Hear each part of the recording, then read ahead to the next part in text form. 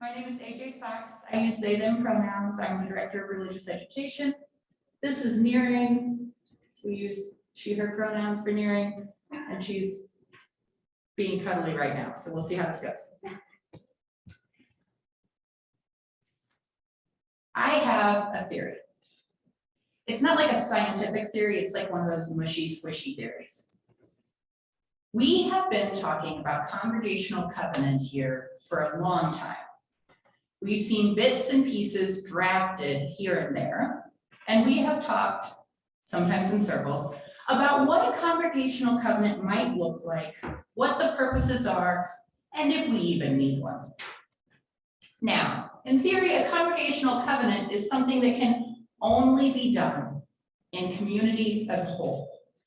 But my mushy, squishy theory is that each of us comes to this space with an internal schema, that might be my psychology background talking, a draft of what our own personal covenant for our behavior in this community will be, as well as a hope for how others will treat us. A covenant, remember, is not a boundary in the way that a law is a boundary. A covenant is an agreement of how we hope we can behave. It is in some ways us, on our very best days, setting the intention of how we will be. A covenant is crafted by our most idealistic selves, knowing that we will some days miss our mark. Now, I'm a Unitarian Universalist, essentially born and bred. I am not one to get into this pulpit and start preaching about the flawed nature of human beings or some deep-rooted capacity for sin.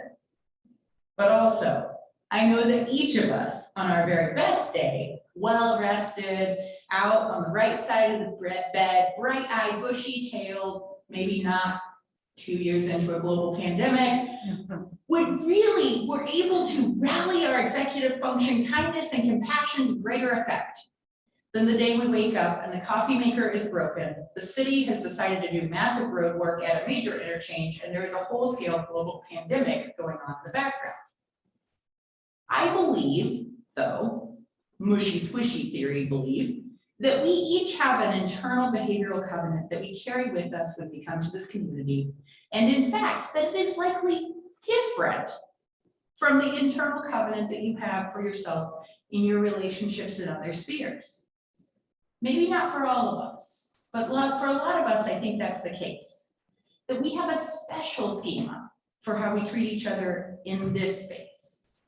I think we decided, most of us, maybe when we walked through the doors, maybe when we took a membership class, maybe when we signed the book, maybe at some moment in a small group when we had to decide how we responded, we decided either casually or with intention that our goal was in our interactions here with each other specific. I hope it doesn't sound absurd when I say it out loud, right? This seems reasonable. And here's the second part to this soft squishy theory. I think that our very, very best intentioned selves actually have very similar schemas of how we're going to hope to interact with each other in this space. I think that they're not exactly the same, which is why talking about it's important. Not exactly the same, or we wouldn't be having this conversation, but very similar. And we know that when we get together in small groups in the church and choose to accomplish something, we find that the people often create covenants together. So we've invited several different groups to share their covenants here today. We're going to hear from Michelle, the staff covenant, via video, and Dacia, a recording of the Pastoral Care Covenant, Pastoral Care Committee Covenant. And then we will have the 2020 Board Covenant shared by Bob Eccles and the 2021 Board Covenant shared with Emmy. And then I'll come back and talk some more. So here we go.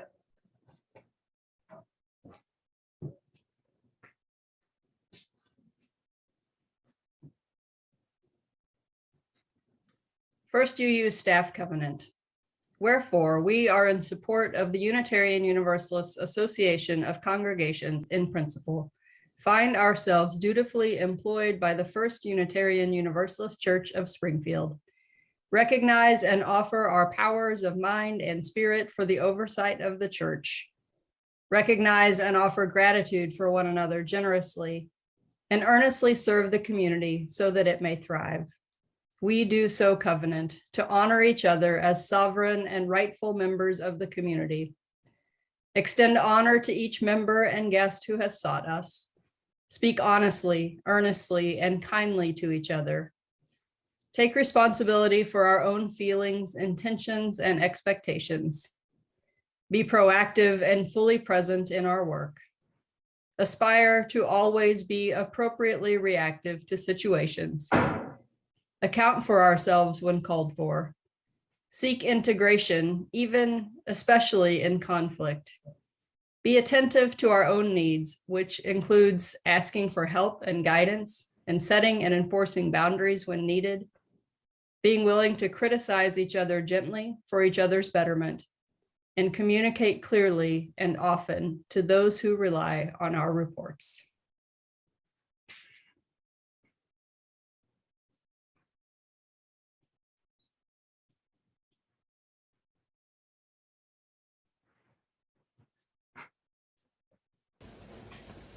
My name is Dacia Reed.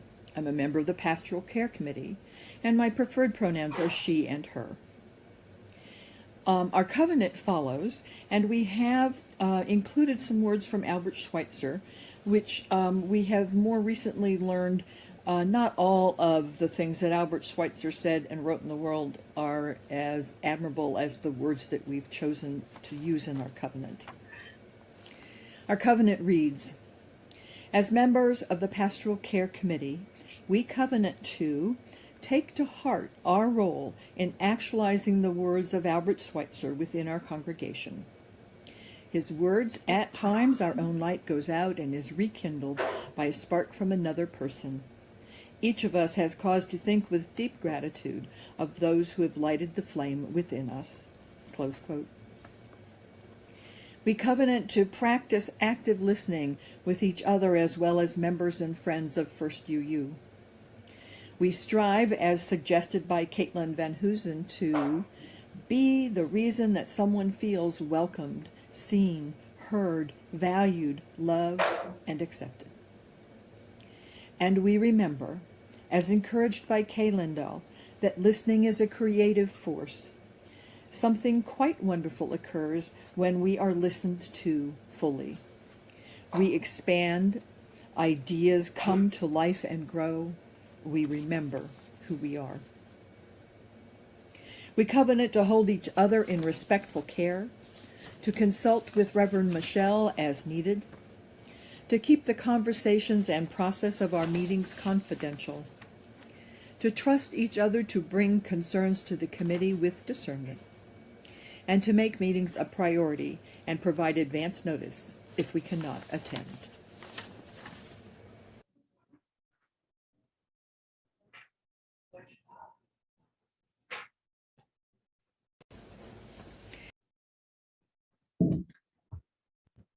I'm Bob Eccles, and I served on the 2020 board. And our covenant was to create a non-judgmental culture where we're allowed to make mistakes, offering corrections with compassion. Acknowledge our mistakes with oops and ouch. Take responsibility for what we think and feel by offering I statements. Listen with full attention, offering everyone the opportunity to speak in an effort to encourage radical inclusivity. Communicate a commitment to learning about who we are as opposed to who we are not, leading by example. Be mindful of our responsibility to the congregation by attending all meetings, coming to them fully prepared, and completing our assigned tasks.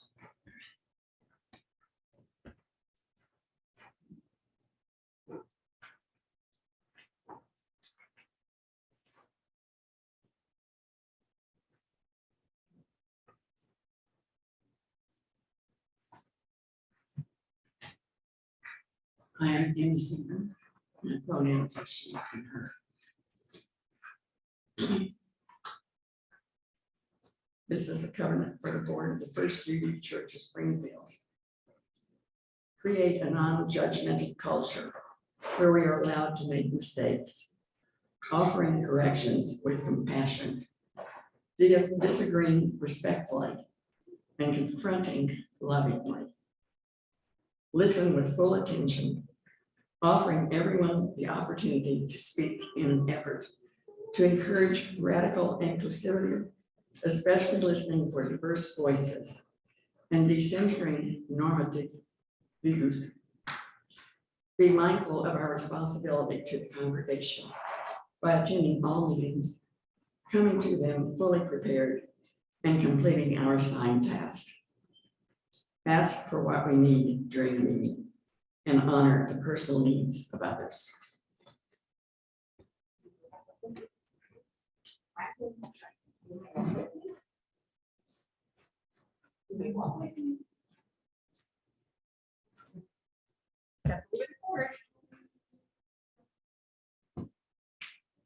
Big step.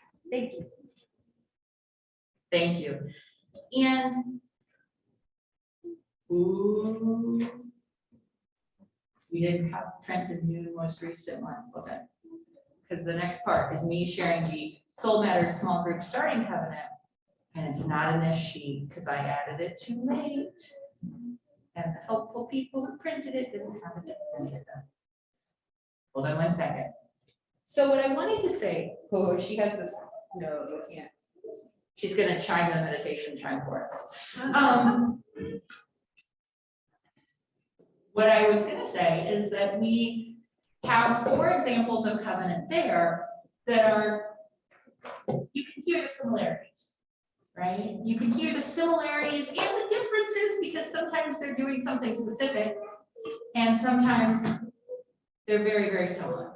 And then I was going to share the Soul Matters small group covenant that comes with us in the Soul Matters package. It's pre-packaged for every Soul Matters small group, but it is not assumed that the Soul Matters small groups are going to keep this covenant exactly as it is. It is assumed that a small group might take those pieces and adjust them slightly to the needs and beliefs of the other. So the Soul Matters participant covenant reads, we agree to make meetings a priority, to engage the packet in advance, to practice deep listening, hold still and offer space, to offer, and keep in mind, this is for that specific space, offer no fixing or advising, hold advice at bay and offer presence, monitor our participation, speak with gratitude and look for connections to our experience. Make time to say goodbye. Remember and reaffirm our covenant. Follow up with absent members. Hold confidentiality. Keep each other in our hearts and reach out and invite others and share the gift of small groups with others. And then the facilitator components say that as a facilitator, the facilitator agrees to start and end meetings on time, invite everyone's voice, remind the group about our process and practices, foster a circle of caring and concern, recruit facilitation if necessary, ensure reaffirmation of the covenant, include the group in decisions about new members joining, welcome new members with intentionality, and make time for goodbyes when members leave. So that's the small group covenant that each small group starts with, but then does what they need to make it their own. Now we're gonna shift completely here. Does everyone have in their head, when I say a geodesic dome, what I'm talking about? They're like triangle kind of Epcot Center looking things. And does everyone here know who Holton is? Holton, wave your hand. Holton is a trooper and spent 3 hours yesterday with me figuring out, we hope, the geometry behind a cardboard geodesic dome, and then cutting out all these pieces that you see up here on the table in the backyard over here. So thank you, Bolton, for letting my kind of analogy become real life in theory, assuming that this all works. So a geodesic dome is a shape made out of triangles that all fit together to make a big round structure. A geodesic dome structure has a lot of beneficial qualities. It's incredibly strong. Also, the airflow and energy efficiency of these structures are far superior to similarly sized traditional structures. People build houses, workshops, greenhouses out of the fit together triangles because once the structure is up, it is sturdy. And I think that we are all here. No, that's the chime. It's beautiful, isn't it? But it's not for hitting it. I think that we all here bring our very best triangles ready to make a geodesic dome. And that we all know about what it is that we're building. You all have, when you close your eyes, you think geodesic dome, you have an image. But this is where things get a bit tricky. I think we each have our own internal behavioral best hopes and wishes, triangle covenants, and we are bringing them to our relationships here. But let's stick with geodesic domes for just a second. If I ask each of you to bring a piece of a geodesic dome next Saturday to build on the grass outside in the back, let's just imagine for a second. A well-meaning and well-intentioned group shows up. You each show up with your own triangle, ready to do the work of construction. But we didn't talk about the relationship between each triangle, the size, the material, any of it, right? So some of us have plywood, and some of us have that nice UV-resistant greenhouse plastic, and some of us have fancy quick sheets triangle squares. Some of us brought 18-inch triangles, and some brought 24-inch triangles, and a few of us got real ambitious and brought like 36-inch aluminum triangles. And not only that, but we didn't talk about how we're going to fit it all together. So some of us assumed there'd be a frame, and others beveled their edges, and some of us put tabs on them, all assuming that it was all going to be directly attached. It would be real hard to get an upright functioning structure out of all those triangles, let alone something elegant or sturdy. Now, there are some things that we could do that would bring ourselves to the triangles if we had talked about what they were made of and the shape and the basic pieces. You could paint your triangles, you could add embellishments, you could, I've seen laser cut ones where they like laser cut little like windows out of them, right? And in fact, geodesic domes do require multiple sizes of triangles to fit together. Each of us could do that if we talk about what our expectations are for the project. Each of us comes to this space with a hope and expectations of ourselves and others. It doesn't mean we always meet it. Covenant isn't a concrete wall. It isn't a laser force field. It's essentially a promise that we make, knowing that at the very least, it's going to be a bit battered, and that sometimes probably broken on occasion. But by having said out loud at the start of all of it, and again often along the way, we notice and call in deeper to the shared goal. One last thing. Well, actually two last things, because Laura's going to share a nice recap. But we have all these cardboard pieces. And what I'm hoping is that when we pass them out, either sitting socially distanced, you will take a minute, or come up and find them on the table and take a minute, that you write. You don't have to sign it. We're not asking for anything in blood. That you write what your personal covenant is, right? What are the pieces that you feel like you intentionally, if the day is perfect and you had enough coffee, would be bringing to this space, okay? And then Holton and I and anyone else who helps are going to try to fit together a puzzle. And I got to be honest, like we talked about how big the triangles are and what shape, and I'm still, these are going to fit together. Okay, second last thing, I think it actually means that we have all been working harder at covenant in some ways when we try to create it in silence. Creating a geodesic dome with a bunch of not quite the same size triangles is a heck of a lot harder than just chatting about the goal during the process. The same goes for relationship.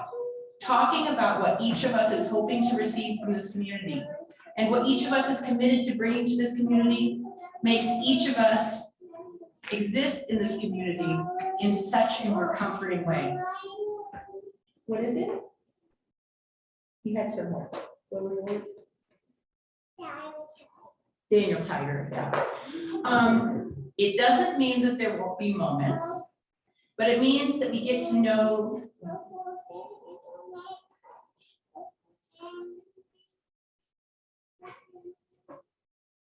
She's singing you all the Daniel Tiger, It's a Beautiful Day in the Neighborhood, which is the old Mr. Rogers theme song. But it means that we get to know that we have shared with intention what our shared goal is.